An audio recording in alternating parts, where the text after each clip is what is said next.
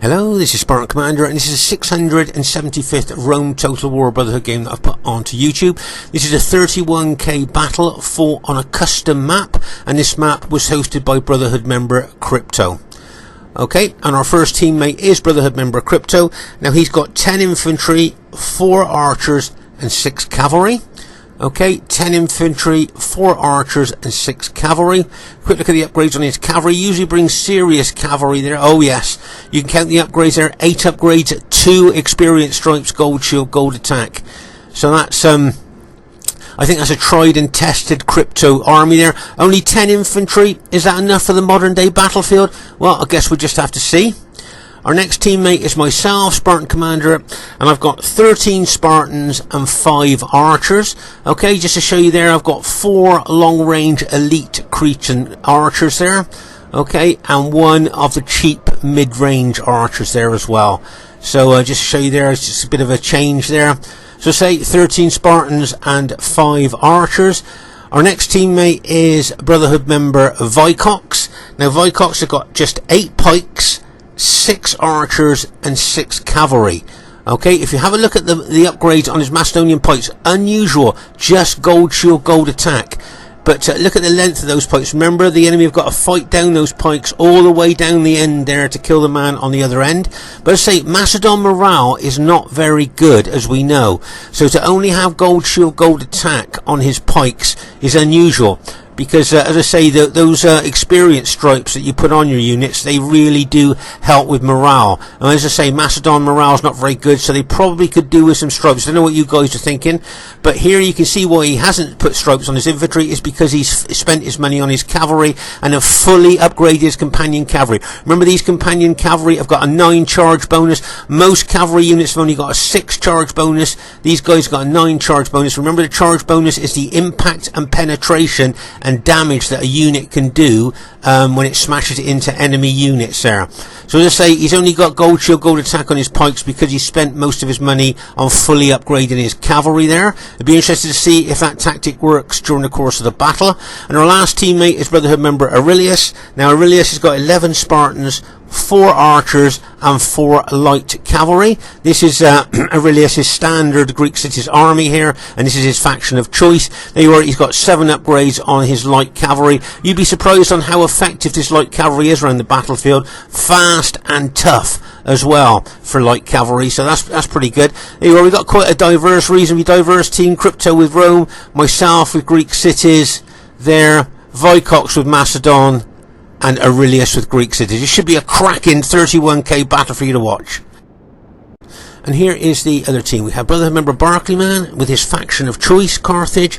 He's got 14 Sacred Band Spearmen, 2 Slingers and 4 Cavalry. And remember, this is his faction of choice. If you notice his forward units of his battle formation, some have got 7 upgrades on, some have got 8 upgrades on, but as you move further back into his battle formation, you'll see that the majority of his units, well the rest of his units actually, have got 8 upgrades on, 2 experience stripes, gold shield, gold attack. But his general unit, if you count the upgrades there, you'll see that his AUR 5, 6, 7, you'll see his general unit is fully upgraded. 3 experience stripes, gold shield, gold attack. So that is a solid Sacred Band infantry there. We have a quick look at his cavalry. I'm guessing he's got light cavalry here. Yep, there you are. He's got the long shield light cavalry there. Okay, he's just got gold shield, gold attack. Now I think he's bought those because he knew that Aurelius would bring light cavalry as well. So I'm guessing he's bought these Carthage light cavalry to try and counter Aurelius's light cavalry there. Aurelius always brings the same Greek cities army, and of course if you always bring the same army, then enemy can start countering your armies by knowing what you're going to bring, so they can, let's say, bring units to counter your army. Alright, and their next teammates, brother, remember Canary. Now he's got 14 Sacred Band Spearmen, 3 Cavalry and 3 Slingers. Quick look at the upgrades on his Spearmen there, and you'll see that he's got 7 upgrades, an experience stripe, gold shield, gold attack on his Sacred Band Spearmen. If you look at his battle formation, can you see that he'll probably move that battle formation all in one, but if he wants to, he's got 3 separate armies there, 2 4 Sacred Band unit armies and 1 6 sacred band units there. As I say, that formation is probably all going to move forward as one, but he can split those little armies up if he wants to. And then where you can see his cavalry are 8 upgrades for his sacred band cavalry, 2 experience stripes, gold shield, gold attack. So I think that's a pretty good solid Carthage army there. Another Carthage army, and then the third Carthage army is Brotherhood member Uther. Now Uther's got 10 sacred band spearmen, 5 slingers and 4 cavalry. Okay, now by Uther's own admission, he's not very good with spear and pike units. Okay, he's just bought this Carthage army here as a bit of an experimental army, but he's quite open. He says he's not very good with spear and pike factions, but what he's done, he's tried to make up from not being that good with pike and spear factions by fully upgrading his sacred band spearmen. Now these guys have got 3 experience stripes, gold shield, gold attack. That gives them a massive 29 defense and a huge 18 attack. Okay, so as I say, what he's done here, because he's not very good with the pike and spear factions here, he's tried to make up for that by fully upgrading his sacred band spearmen. Okay, so those 10 units are fully upgraded, 3 experience stripes, gold shield, gold attack. And as we know, sacred band units are pretty tough. Fully upgrade them, that really makes them tough there. And of course, he's just put gold shield, gold attack on his cavalry because he spent most of his money on his infantry there. So it'll be interesting to see how well Uther does. Their last teammate is Brotherhood member TR, who's bought the Britannia faction. He's got 5 head hurlers, 6 chosen swordsmen, 2 slingers, 1 chariot archer, and 5 heavy chariots there. Okay, so there's his chariot archer unit there. If you notice there, just 1 archer unit in the chariot. I think these can form Canterbury circles as well, and can be a fast moving nuisance to enemy troops. And there we've got the infamous head hurlers. Now remember that the heads that these guys throw, if you notice there, can you see they're fully upgraded? 3 experience stripes, gold shield, gold attack. Now remember the heads that these guys throw are effective against armour. You'll see modern Britannia armies are usually 14 of these head hurlers and 6 maximum upgraded chariots. Now make no mistake, these head hurlers can be absolutely devastating. Okay, the firepower that they could bring to the battlefield with all those effective against armour heads can be devastating. But if they've thrown all their heads and they haven't turned the battle in their team's favour, all you've got is 14 light infantry. Okay, make no mistake, the head hurlers can be devastating, but like I say, if they haven't turned the battle in their team's favour by the time they've thrown all their heads, then all you've got is 14 light infantry. And of course, if the enemy have got heavy infantry, the light infantry will lose in a hand-to-hand fight. Now also here you'll see that this is an old school army there. You can see he's got his chosen swordsman there. So TR has bought a balanced Britannia army here, not the modern Britannia army. He's got chosen swordsmen, and there you are, he's got his barbarian warlord chariots. I believe he's got mixed heavy chariots. He's got some barbarian warlord chariots with 5 hit points, and he's got some just heavy Britannia chariots with just 3 hit points there. So he's certainly got quite a diverse 31k army, but it is a balanced army, a very old school, old fashioned army here. As I say, modern Britannia armies are 14 head hurlers and 6 maxed chariots. Okay, so there's the enemy team. It's got the potential to be a cracking battle. Okay, at this stage of the battle, as I say, you can see that the enemy have bought 3 factions of Carthage here. And this takes me back to the early days of the Brotherhood. Just a bit of Brotherhood history here for you. When the Brotherhood first started, the Brotherhood members were mostly what I call a Roman clan. In every battle they used to just bring the Roman faction all the time. And gradually as the years went by, we started to find that we were coming up against good pike and spear factions that we were fighting like. So Conan, the co-leader of the Brotherhood, when he hosted, he thought that the Brotherhood members needed to get to know the weaknesses and strengths of pike and spear factions. So very often Conan would host what we call a themed battle, and that would be like, say, one team would be all Carthage, one team would be all Greek cities. Now Carthage, say for instance, their spears and the Spartan spears about the same, but of course Spartan would have the long-range Cretan archers, which could do a lot of damage to Carthage. But then Carthage had cavalry, good cavalry. So you see how they could counter each other there. And then another combination might be like Greek cities against Seleucid, or Carthage against Macedon. One team would go all Macedon, one team would go all Carthage. And this way, Brotherhood members started to learn the weaknesses and strengths of pike and spear factions in the early days of Rome Total War. Okay, as I say, we were a predominantly Roman clan. Every battle we always used to bring Rome, but as I say, more and more people were getting good with pikes and spears, and we were starting to find we were losing battles against the pike and spear teams that we were fighting. So as I say, Conan, the co-founder of the Brotherhood, thought it would be a great idea for us all to get used to the strengths and weaknesses of the pike and spear factions. So that's why he very often hosted themed battles where we had to take Carthage or Macedon or Greek cities just to get used to them. So when we fought them with our Roman armies, we knew exactly what their weaknesses and strengths were. I just thought you might find that a bit interesting.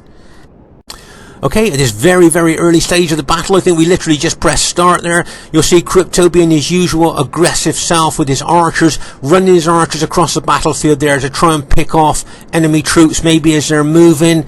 Also here, if you notice, we know that the enemy's missiles are only mid-range. Short range or mid range, because they've only got slingers or head hurlers, and of course Crypto's archers are long range, so he can do a heck of a lot of damage to the enemy slingers there before the slingers can even get into range. Did you notice here now that slingers had to move forward then to get into range of Crypto's archers? Now Crypto's doing the right thing here. He's backing his archers off. Why should he stand there in range of those slingers there to suffer casualties, where if he just pulls back he can kill the slingers because the slingers are out of range of his archers, if you see what I mean. So and if you notice there, you'll see that Uther's moved his slingers back as well. But as I say, Crypto's got the advantage there with his long-range archers. Remember, I don't know if you know this, that archers in this game have got 30 arrows to shoot, and slingers have got 40 slingshots. Okay, so the archers got 30 arrows, the slingers got 40 slingshots, but of course the archers, most of the archers in this game are long-range archers, so they can do a lot of damage to the slinger units before the slinger units can even get in range of the archers, if you see what I mean there. So as I say, Crypto really taking advantage there of the long range of his archers there. As I say, you can see Uther moving his slingers forward there, just to be able to try and counter the archers there. But make no mistake, Crypto will be causing him a lot of catches. Now, he may well be either targeting the slingers or Uther's cavalry. Seeing how Uther's put his cavalry into open order. Remember, units in open order suffer less casualties from missiles. And as Uther's put his cavalry in open order there, I'm just guessing that Crypto may well have been trying to target his cavalry there. Over here, you'll notice that Crypto's got his cavalry ready to support his archers if the enemy try sending over enemy cavalry to try and take out his archers there. But as I say, Crypto's tactic at the beginning of most battles is to run his archers across the battlefield there to try and pick off moving enemy troops if he can, and that's exactly what he's done there. Here you'll see Vicox, I think it's Aurelius, bringing his archers all the way over here from the other flank, stretching his archers out there. Remember, putting your archers in open order is pretty good because they'll suffer less casualties from enemy archers there, or enemy missile troops. Pause the game for a second here. Now you'll notice that I'm keeping my archers at the rear of my battle formation there, and that's because I'm not specifically worried about the slingers of the enemy armies there in front of us, but what I'd like to target is either the sacred band spearmen as they get close, okay, maybe target the general, or TR's barbarian troops. Now remember that barbarian troops suffer massive casualties from missiles, and I'd like to especially target his head hurlers. Okay, remember these effective against armor head hurlers here. Those heads can do so much damage there. So that's one thing that I'd like to do, is to target them with my archers. That's why I've got my archers at the back there.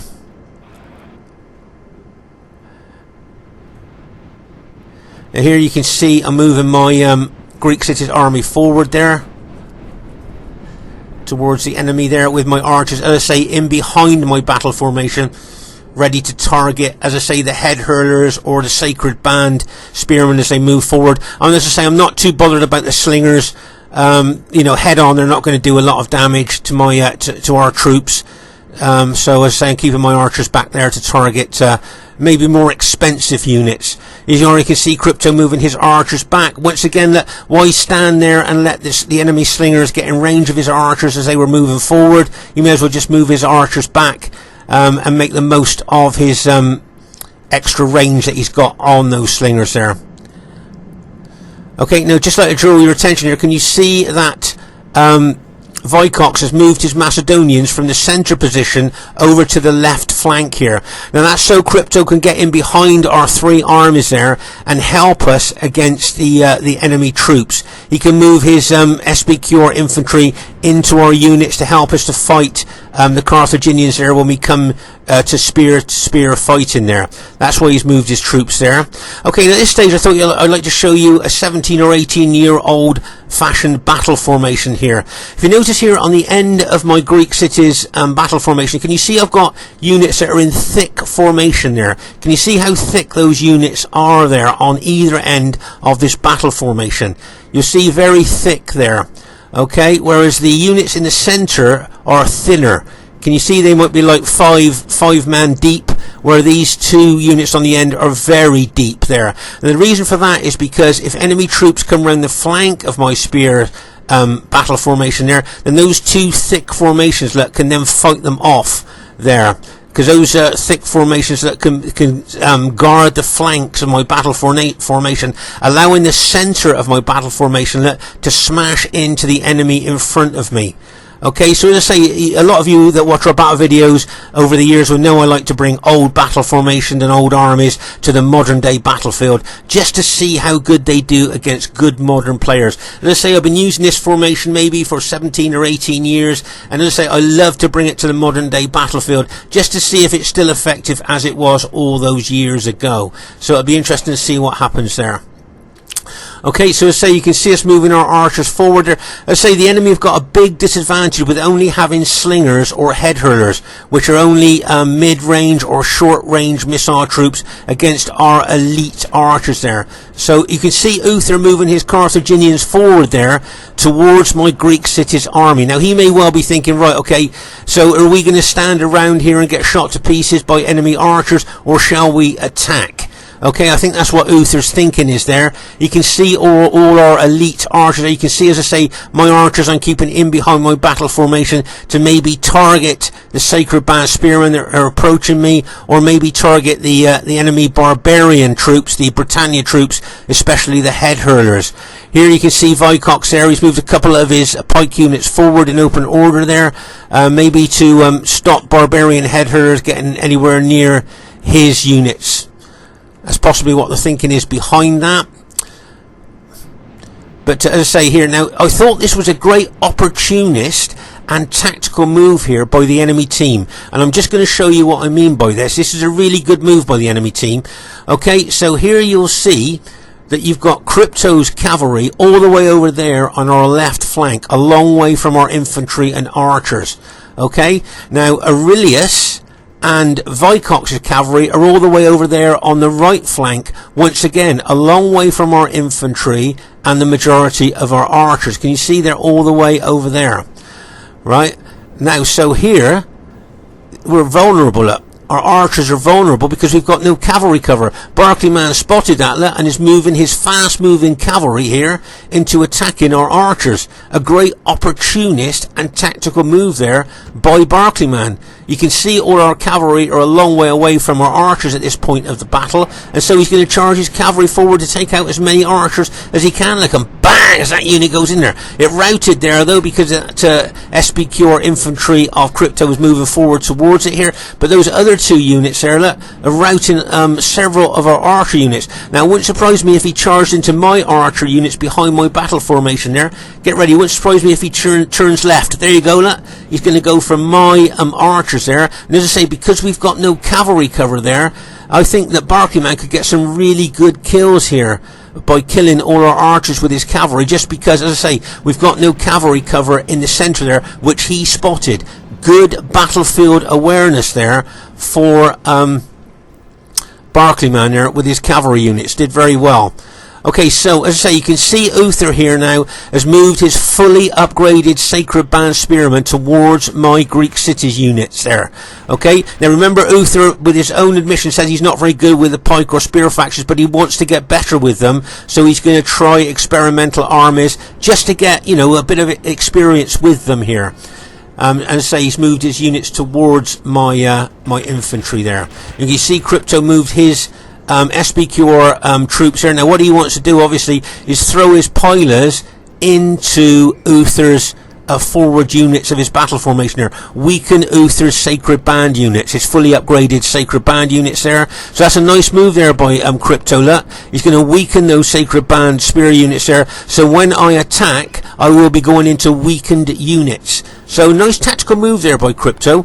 And also we know that Carthage is really good against pike and spear units, but they're not so effective against Roman units there. So Crypto might throw those in as well. Now if you notice here, can you see Canary has brought 4 of his units over to help Uther, because we all know that Uther has said to all of us he's not very good with spear or pike factions there. So there you are, look, good bit of teamwork there by Canary. He's going to send some of his units over there to help him as Canary moves his units there towards Aurelius. Okay, now over here on our left flank there, you'll see that Barclayman is moving towards Vicox. Now remember, the Carthage Sacred Band units punch above their weight against these 121-man pike units of, say, Macedon or Seleucid. So Barclayman there won't mind taking on the Macedonian pikes. And remember there that the Macedonian pikes have only got, I think it was 6 upgrades, gold shield, gold attack. Here, as I say, you can see Crypto throwing his pilers into Uther's Sacred Band units there. Just look at those pilers, look at the damage. Remember, those pilers are effective against armor, so they're going to be doing a lot of damage there to those Sacred Band units. Plus I've got my archers shooting into those Sacred Band units as well, trying to weaken them before we actually get into hand-to-hand fighting. Now here you can see Barclayman moving his Carthage Sacred Band over, looking to, he's going to threaten my Greek cities there. I don't know what you guys think. Looking at the positioning of his army there, it certainly looks to me like he may well be moving towards my my Greek city units there. Okay, so we'll just have to see what Barclayman's going to do. Let's just pause the game for a second here. So over here on our right flank, you'll see that Vicox's cavalry and Aurelius's cavalry are backing off from the enemy chariots and the Sacred Band cavalry of Carthage there. Okay, so you can see Vicox and Aurelius's cavalry are kind of being chased away a little bit on our right flank by the chariots and the and the Sacred Band cavalry of Carthage there. You can see them moving back. So that's a good tactical move. No point in losing troops there on that right flank. May as well move back and just use them a little bit of a later stage of the battle. But as I say, here you can see we're kind of all formed up here, ready for the battle there. As I say, Barclayman's moved over close to Uther there to help him, and as I say, Canary's got some units near Uther as well to help him as well when we actually get into the hand-to-hand fighting.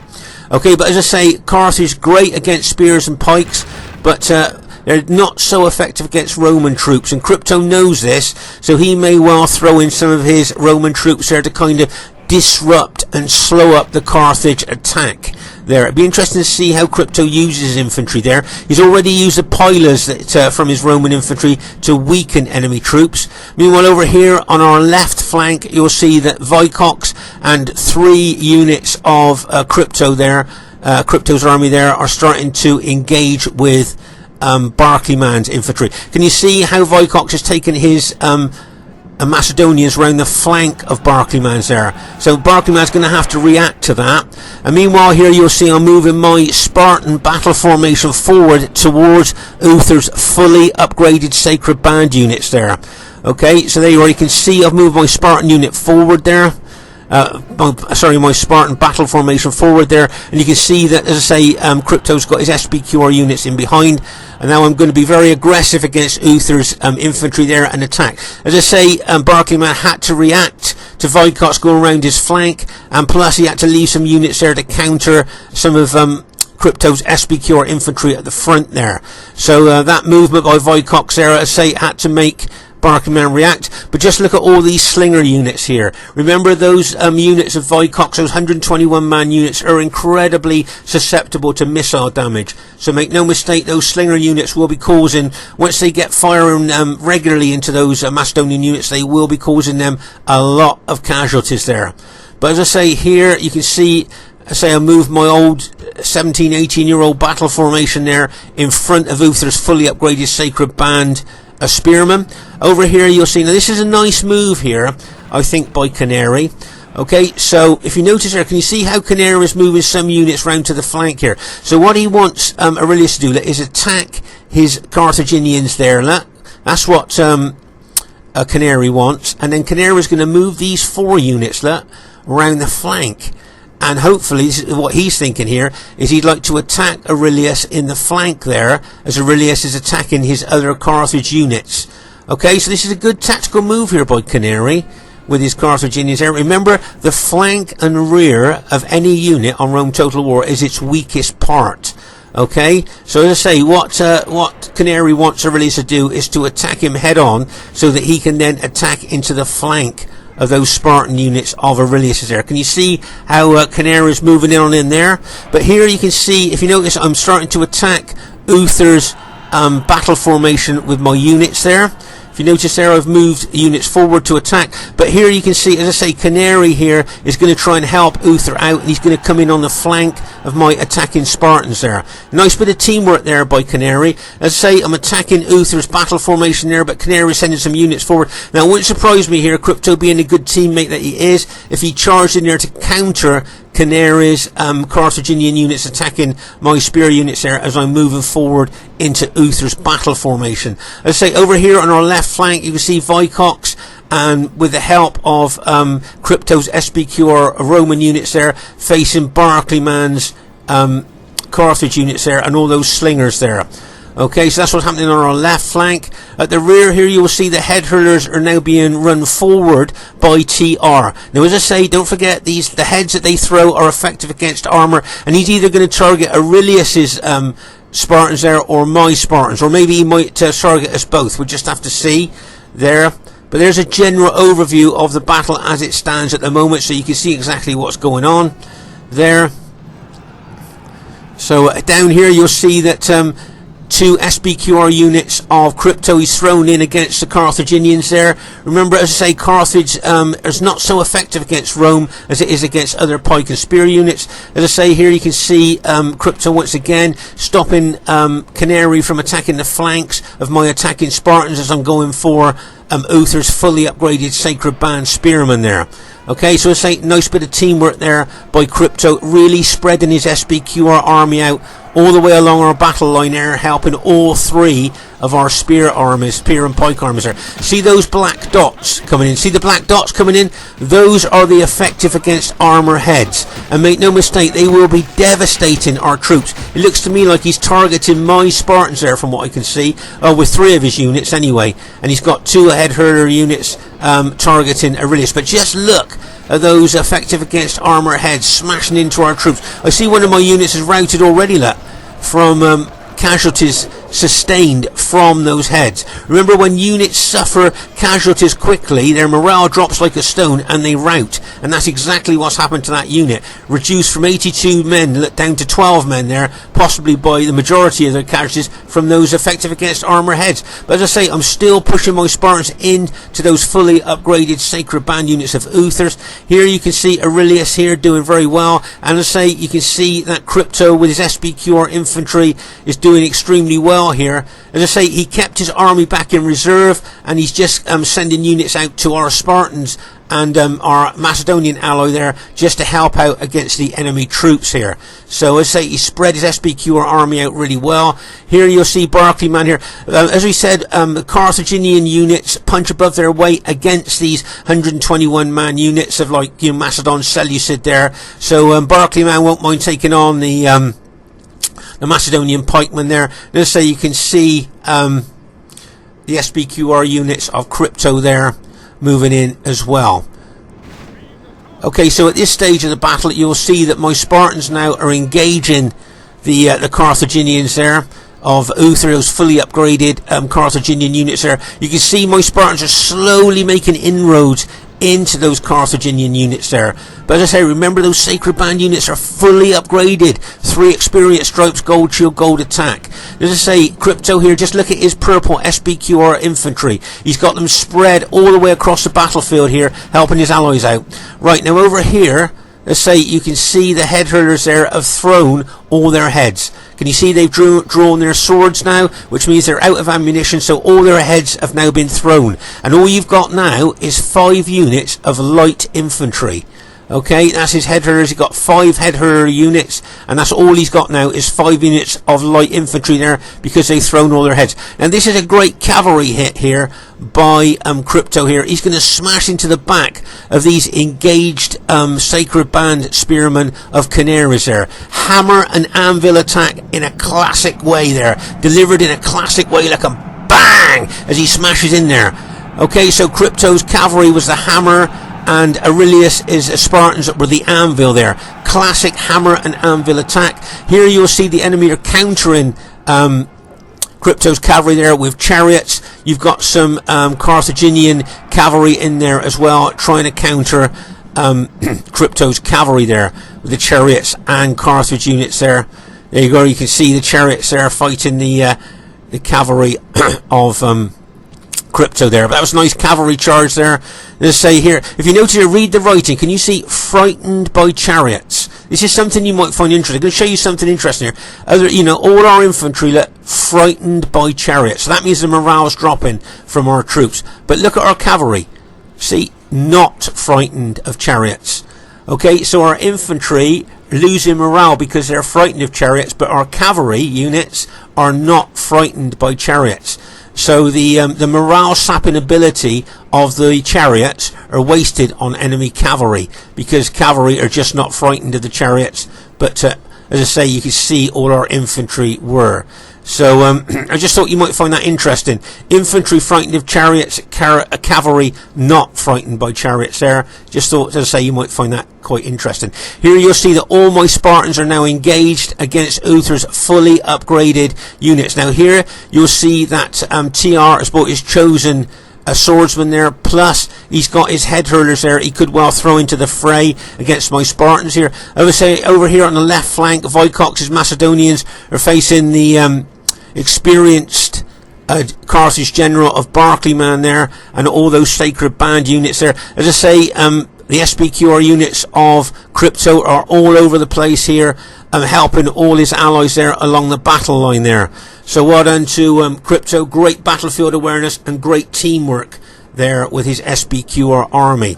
Okay, but as I say, you can see my Spartans really pushing in there into Uther's fully upgraded Sacred Band infantry. And as I say there, you can see the Britannia general bringing his head hurlers and his chosen swordsman to attack the rear and flank of my attacking Spartans there. So that's a nice move there by TR. Good teamwork. Watch this Spartan unit. Did you see the Spartan unit just glow? Did you see it just glow there? That Spartan unit has just received a battlefield promotion. Remember, when a unit does well in battle on RTW, you'll see it glow, and it gets an experience stripe for that. Okay, and that's exactly what that Spartan unit just got. Now there's a nice move here by Uther. Got his cavalry around the flank of my Spartans, in between myself and our SBQR ally there.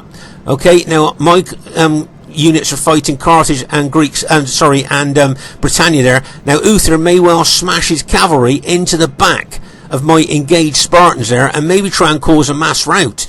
We'll just have to see. Over here you'll see that Aurelius is doing very well against Canary's Sacred Band units there. You can see the Britannia general bringing some more of his head hurlers over there to help.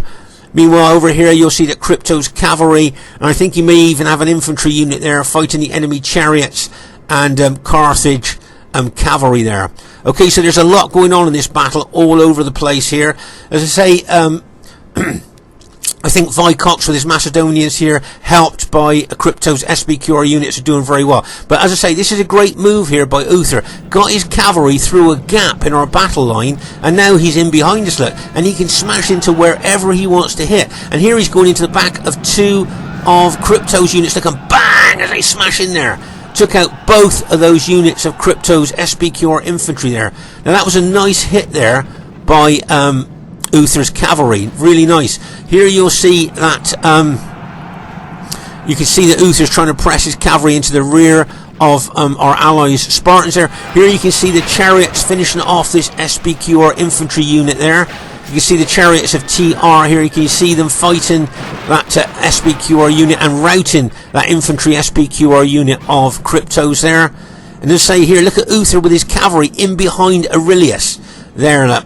Really nice hit there by Uther there.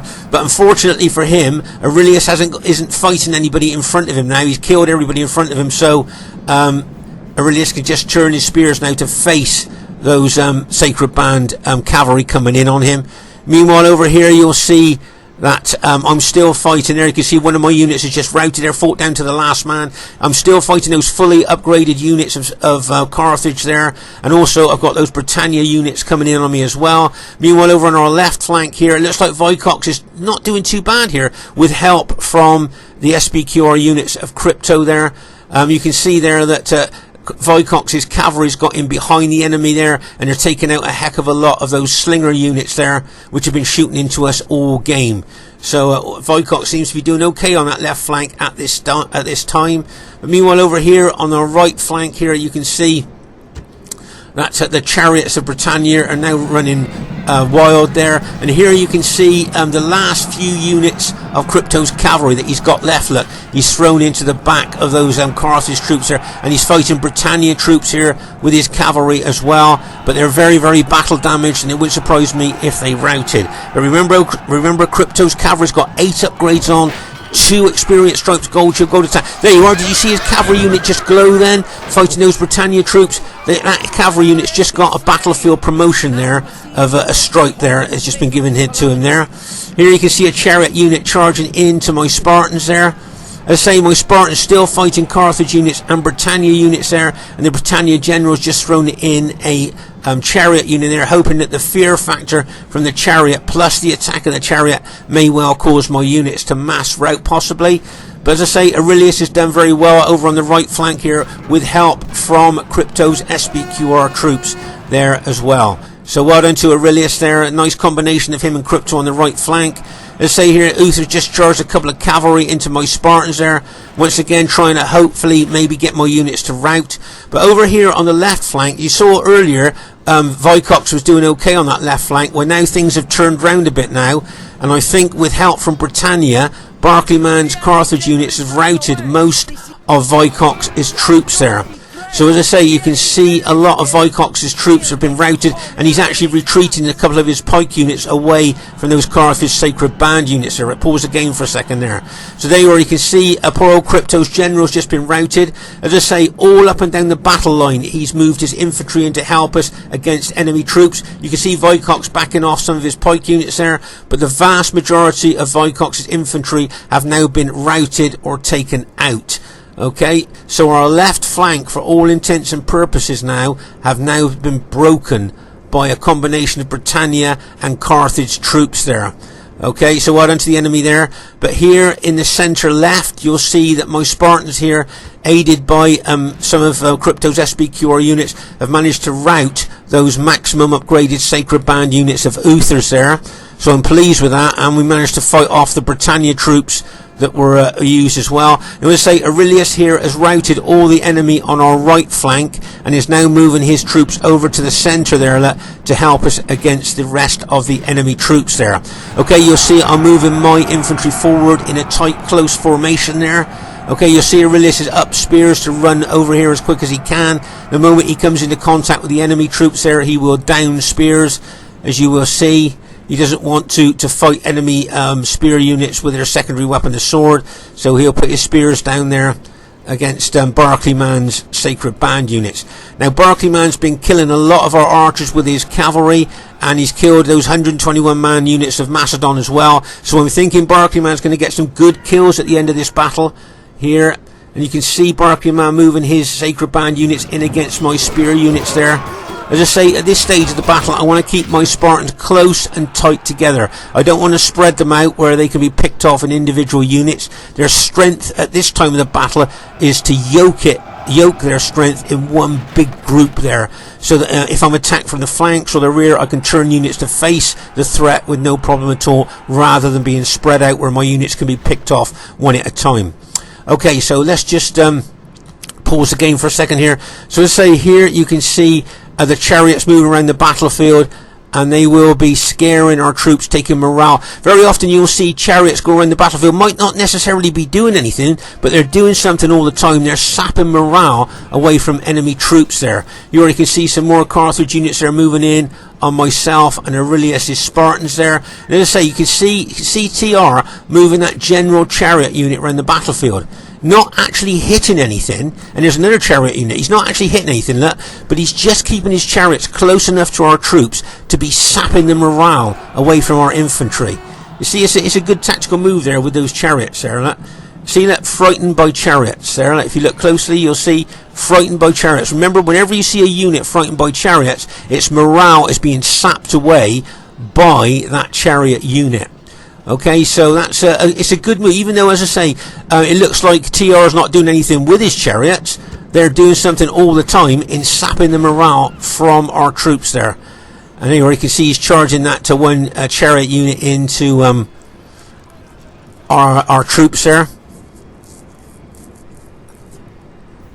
But as I say, I'm keeping my Spartans moving forward all the time, trying to be aggressive all the way through this battle with my Spartans there. And as I say, you can see TR now has just stopped his chariot unit just over there from us, not using it. And he'll just move maybe a bit closer to the battle there, just to make sure he's sapping the morale from our troops. They are not soldiers, only frightened rabbits running from our men. Okay, so let's just pause the game for a second here. So here you'll see Barclayman there is slingers have been shooting slingshots into us all through the battle. As I say, remember the slingers have got 40 slingshots in this game, where the archers have only got 30 arrows. So the slingers are shooting into us all the time. As I say, I wouldn't surprise me if Barclayman got some really good kills in this game. There you can see Crypto. I think Crypto's got one unit left. That's all he's got left. Look, with 7 men in it. I think that's all of Crypto's army. That's the entirety of his army. One unit with 7 men in. That's it. So that just goes to show how much of kind of a bit of a battle of attrition this was, really, like. And there you are, you can see there's still Carthaginian troops fighting there. I'm trying to kill Barclayman's general there. Can you see I'm moving my troops forward? You've got some of Aurelius' infantry there as well. Alright, so that's the last unit of Crypto's army has just been routed. Okay, so the whole of Crypto's army now has been routed there. You can see other units of his now been routed. So he was helping all the way along the battle line there with his infantry, spreading them out, using them very tactically there. But he has now lost all his troops. Okay, but here you can see Vicox here coming in behind, trying to hit that Carthage general. And here comes the light cavalry of Aurelius. Like, bang! Killed that Carthage general there. The Carthage general was stood on the left of that general unit there, and that cavalry smashed in there, killed the general. You'll see that we're moving our infantry in on that general unit there, trying to rout it now. There, it wouldn't surprise me if that unit routed pretty quickly now, as we're moving all our Spartans in there. But don't forget, those slingers are still shooting into us, and TR still got that one chariot unit out there as well. You already can see there's Britannia unit. See this chariot unit here just be kept stood close to the battle. They're not doing anything but just sapping the morale of enemy troops there. There you are, we just routed the Carthage general unit there. There comes TR bringing that chariot unit over there. Nearly got caught by one of the Macedon pike units there. So as I say, it looks like our team has gone on to win this battle here, I think, at this stage of the battle. Let's just pause the game for a second here. So as I say, it looks like our team has managed to go on to win the battle. They've still got a Britannia chariot left there, but I think that's that's basically all the the enemy troops have got left there. The cavalry units that are left, I think, are our cavalry units there. So as I say, it looks like our team has managed to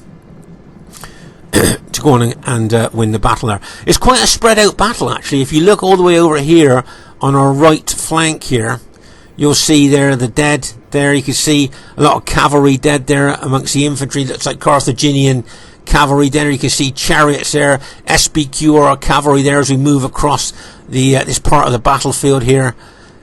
And I think that's where there was a cavalry and chariot fight. And then we come on to the right flank of the infantry here. And the reason we know that is because we can start to see infantry dead. There, the red cloaked Spartans, as I say, really stick out on the battlefield. Lots of dead Carthaginians there as well.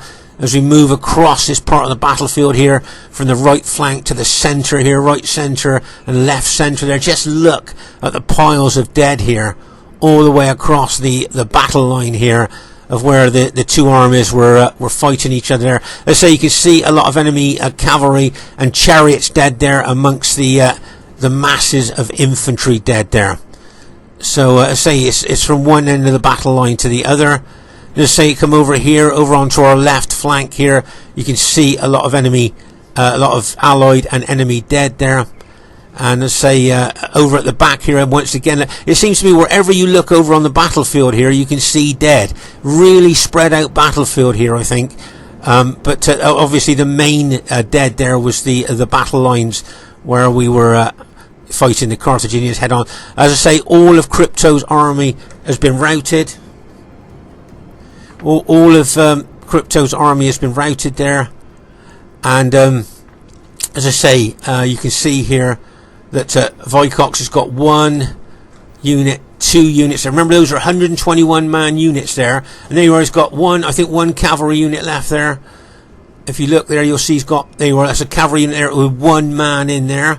And he's got another cavalry unit over there. But as you can see, very, very battle depleted Macedonian army of Vicox. I think Aurelius has got maybe 4 units left of his Spartans. Remember, these guys have got 2 hit points, excellent specifications, so to only have 2 or 3 units left there just goes to show how much of a battle of attrition is. Let's have a look at my troops there. I've got one guy there, 1 unit with 3 men in there. Look, can you see? 1 unit there with, what's that, 16 men there. Another unit there with, oh my gosh, just look. You can see hardly any. 7 men in that unit there. 10 men. Oh gosh, so you can see here how it's a real battle of attrition here of my units there. As I say, 2 hit points, excellent specifications. So to only have those men left in those units there just goes to show how much it was really a battle of attrition there. Okay, and as I say, you can see TR still moving his chariot around the battlefield there, but I think really and truthfully the battle's over now. Anyway, I think that's TR's general just been taken out there by that light cavalry unit. So as I say, I always think at this stage of the battle, when the battle's clearly lost, it's best just to admit defeat, and then we just get in the lobby, host up another battle, and probably the people that lost in this game will win the next battle, like, you know. But just hanging on when obviously the battle's over, it just kind of, I suppose it wastes a bit of time for people really, because they just want to get in the lobby and get another battle going really, like. So as I say, TR has just got that 1 unit left now. Actually, really what we could do is go up onto triple speed, couldn't we really, I suppose, just to get to the end of the battle there, because there's no way he's going to win. Okay, so at this stage of the battle, one of the players got dropped by Steam and the game is locked up. So on this battle replay you can't see the kill count, but I screen saved the kill count once we came out of the battle. So if you want to see the kills for this battle, if you go to the RTW screenshots, you'll see unresolved battle, and you'll see that Barclayman got nearly 2,000 kills in this game, and that's unusual for the losing team, for one of its members to get such a high kill count, and it's really high, you know, a lot higher than anybody else. So Barclayman did really well. As I say, unfortunately with a player being dropped by Steam, the battle results didn't come up here, but if you, as I say, if you have a look at the screenshots on the RTW part of Steam, you'll see the unresolved battle there, and then you can see the kill counts. Anyway, hope you enjoyed this unusual battle. Look forward to seeing you soon. Please give us a thumbs up or a comment if you enjoyed it. Bye for now.